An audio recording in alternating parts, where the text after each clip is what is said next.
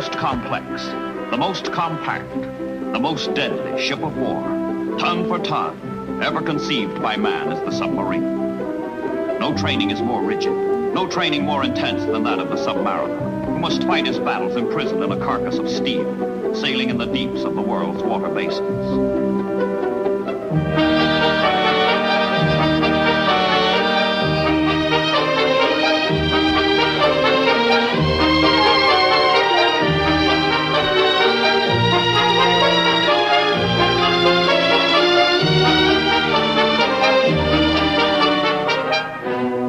Exercise in the pressure chamber.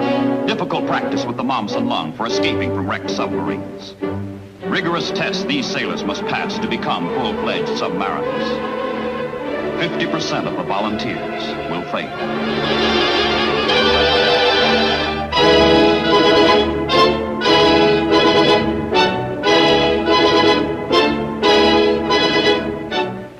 Submarines are built for long-range patrols, lasting up to 75 days.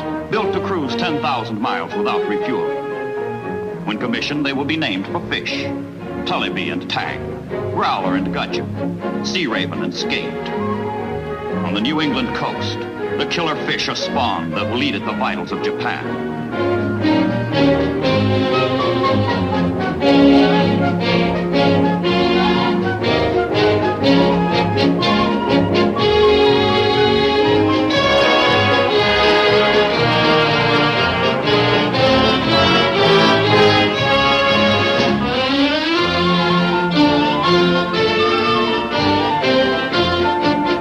Submarine bound for battle go 24 torpedoes.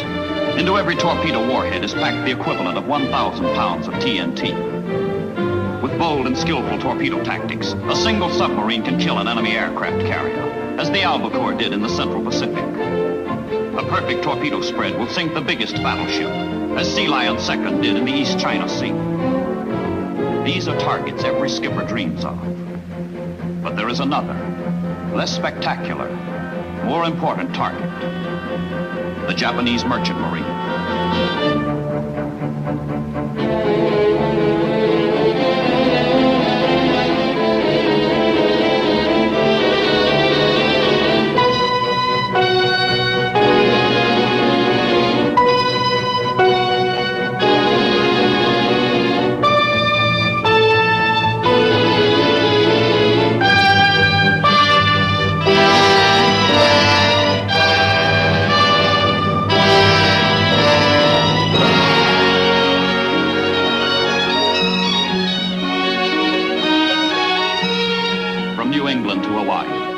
From Point Judith to Diamond Head, the 8 officers and 75 men in each new submarine learn to live with their boat and with each other, conditioning themselves for the tests and trials that are yet to come. The voyage is long, but with every passing watch, the fledgling submarine becomes a more efficient weapon, a happier boat with a character all her own.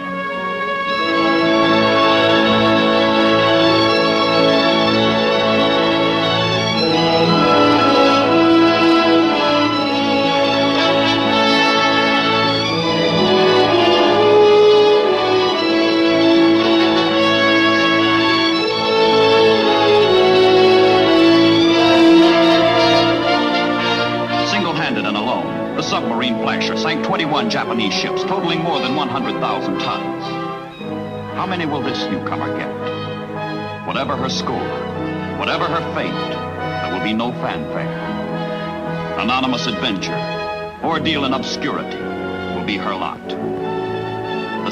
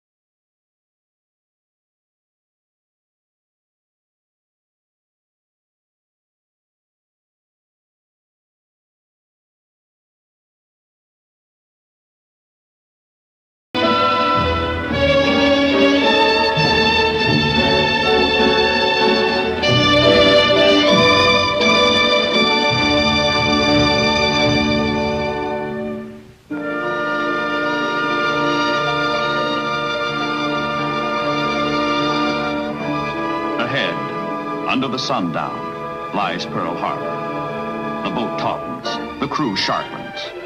Drill and practice, practice and drill and more practice, and now submerging practice. 60 seconds to make a 300-foot boat, racing over the water at 20 knots, vanish completely.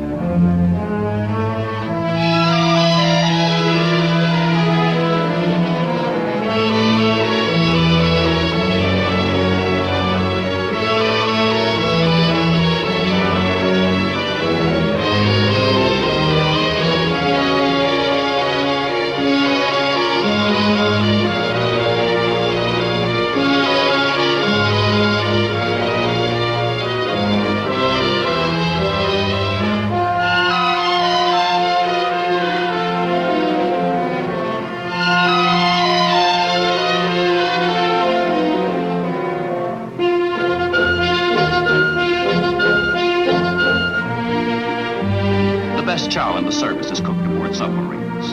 The galley and mess, small and cramped. But here the men live and talk and gripe and think and relax as best they can. Their morale, very high.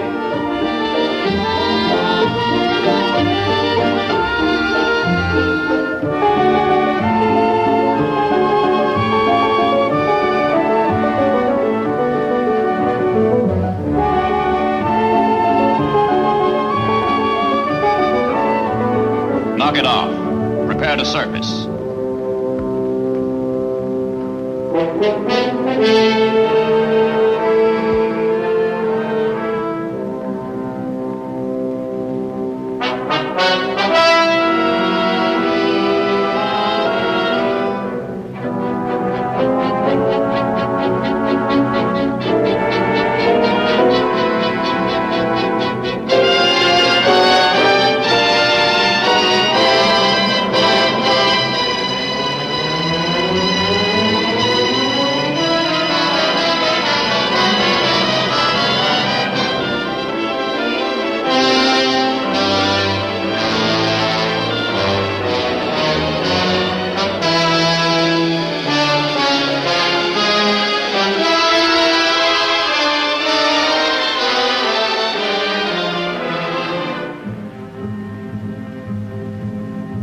Pearl Harbor, where peace stopped, where war begins for the new submarines that arrive at the rate of 4 and 5 a month. Fresh new crews, clean new boats are welcomed by the veterans into the camaraderie of arms. An emotion of men welded together in a common experience, with a common purpose.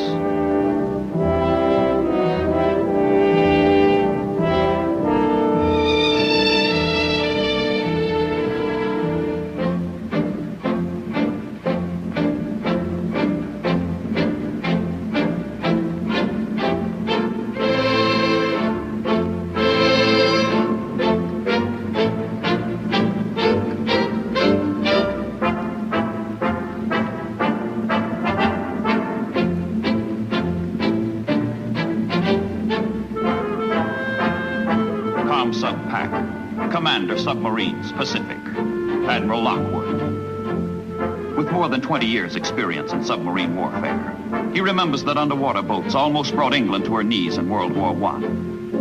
He has seen the havoc wrought by U-boats in the Battle of the Atlantic in World War II. If the Axis can do it, so can the Allies. From his headquarters in Pearl Harbor, the Admiral directs a powerful, coordinated force of Allied wolf packs and single submarines, ranging from the Aleutians to the East Indies, from the Societies to the Kuriles. All over, everywhere, underwater sailors execute the first commandment of United States submarine doctrine. Inflict maximum damage on enemy ships and shipping by offensive patrol at focal points. In from the submarines at sea pour the results. From Rasher, 100,000 tons, sunk. From Barb, 97,000 tons, sunk. From Tang, 94,000 tons, sunk. From Silver Sides, 90,000 tons, sunk. Gradual but incessant puncturing of the arteries, all over, everywhere, through which flows the life of the Japanese Empire.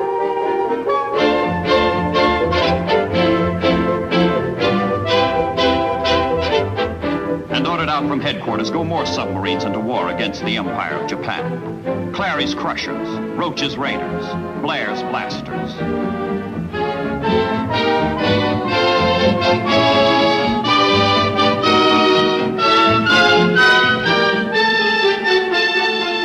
Preparing for the first patrol, submarine and crew face a grim gamut of missions. All hazardous, all alone, all far from base. They may be ordered to mine enemy coastal waters. They may be ordered to photograph island shorelines for invasion. They may be ordered to rescue downed pilots at sea. They may be ordered to smuggle spies into Japanese territory. They may be ordered on missions from which there is no return. Orders. Many orders will be issued, and all will receive the same simple response. Aye, aye, sir. But no matter what the mission, the threat of death at full fathom 5, of death in the depths, hovers over the Submarines. And yet they put to sea with one thought only. Follow the motto of their sister ship, Gudgeon. The motto that says, find them, chase them, sink them.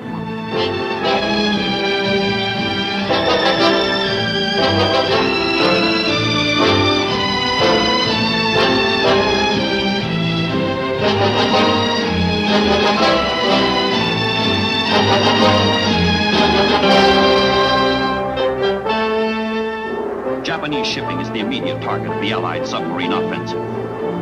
The most modern, the most dynamic society in the East is an island society. And the Achilles heel of an island empire, the heartbeat of an industrial nation, is its means of transport over the seas. Destroy that means. Destroy the merchant marine. Destroy the Navy. And the skill and diligence of the 27 million Japanese who support the war will be valueless.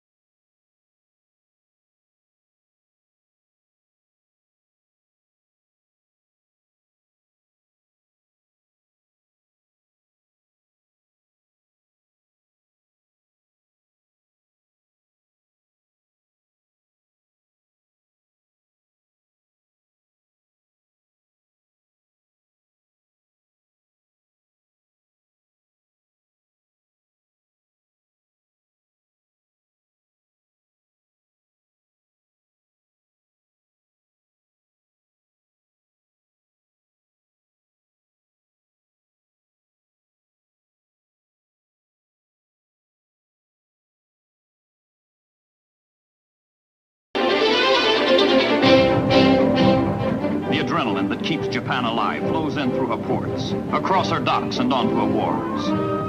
The Japanese have conquered an empire stretching from Siberia to the Indies. But none of the victories won on the battlefield, won at sea, will profit Japan if the grubby routine of the waterfront is disrupted.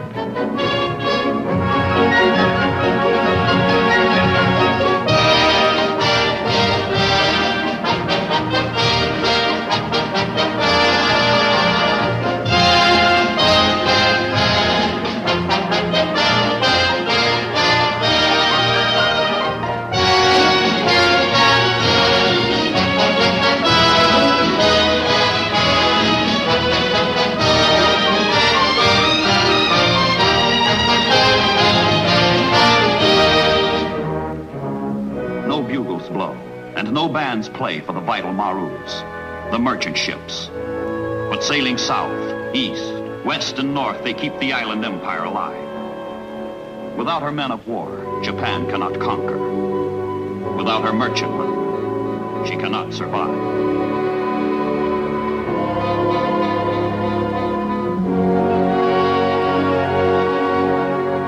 From the Asiatic mainland, from Malaya and Indochina, from the Philippines and Borneo, the plunder pours in that feeds the Japanese war machine, feeds Japan. Oil, rice, sugar, salt, the stuff of life itself.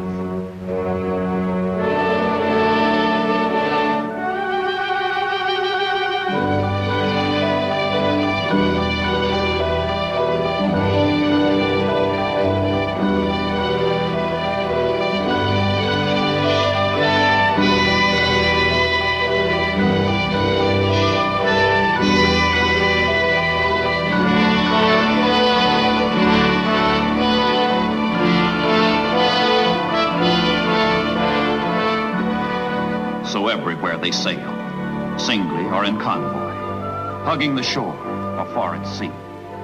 The freighters, the transports.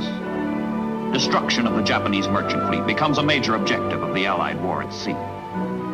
Top priority targets, the freighters, the transports.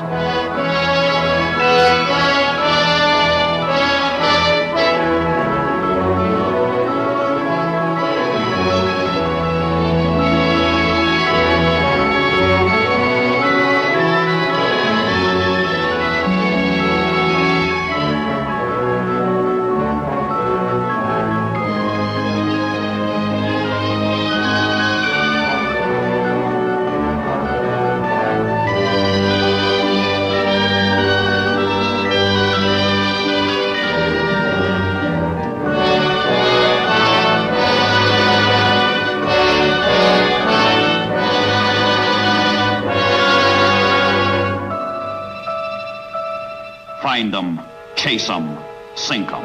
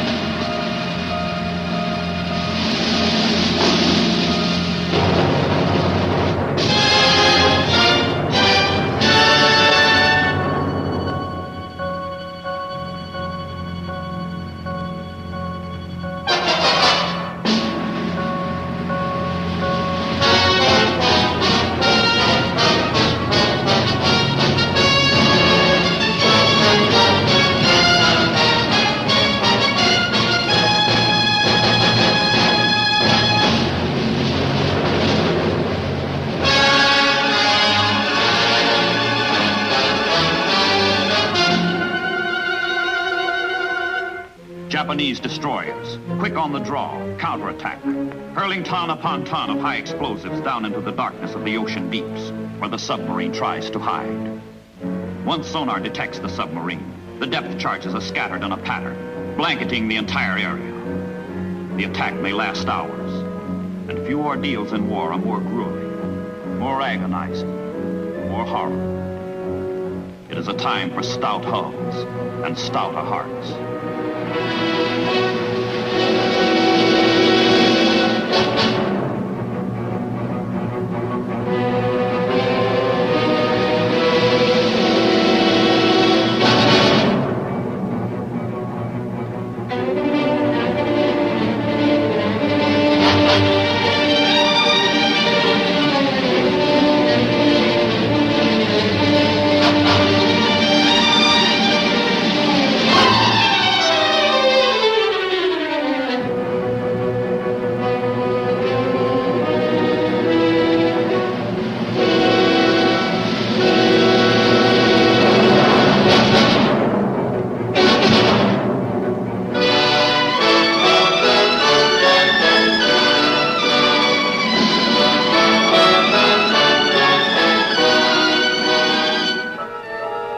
But if the submarine survives, back into action, back to the attack.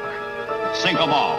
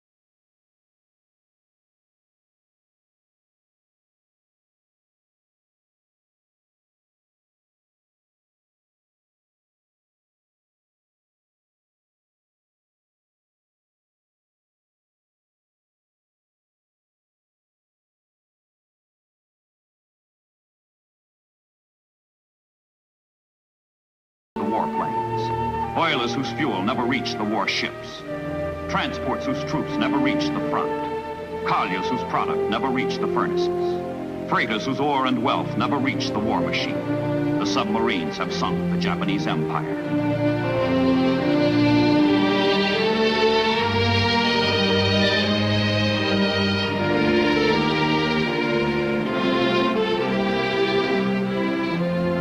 Course 090, back to Pearl. 52 submarines will never return. Their epitaph, overdue, presumed lost. But for those who return, those who survive, those whose contribution to victory is second to none, their citation, well done.